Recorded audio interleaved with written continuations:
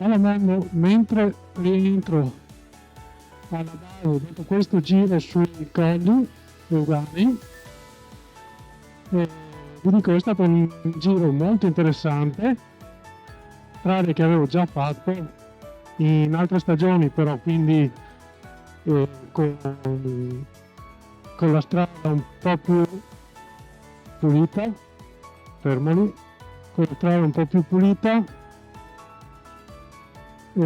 Oggi era in alcuni punti, soprattutto in ombra, addirittura bagnata e c'era bel fresco.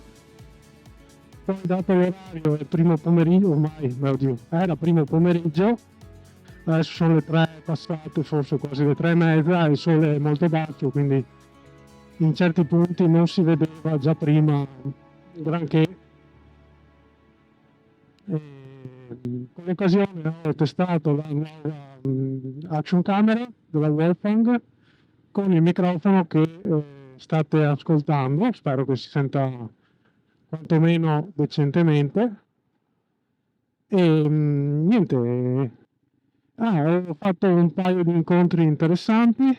Ho trovato un signore motociclista quando mi sono fermato a fare una pausa, che veniva da Vicenza, insomma, ho detto mi faccio un giretto su delle belle strade, e qua ne avete. Abbiamo fatto 2 chiacchiere, è stato molto piacevole. E niente, quando parcheggi una moto vicino all'altra è molto facile attaccare discorso. E questa è una cosa che mi piace molto, la comunità che si crea anche tra persone che non si sono mai viste prima, c'è una passione o comunque qualcosa in comune di molto forte, e perciò insomma si fa presto, ci si guardano le moto, si chiede che moto è, ma da quanto ce l'hai, dove sei andato, fa sempre piacere.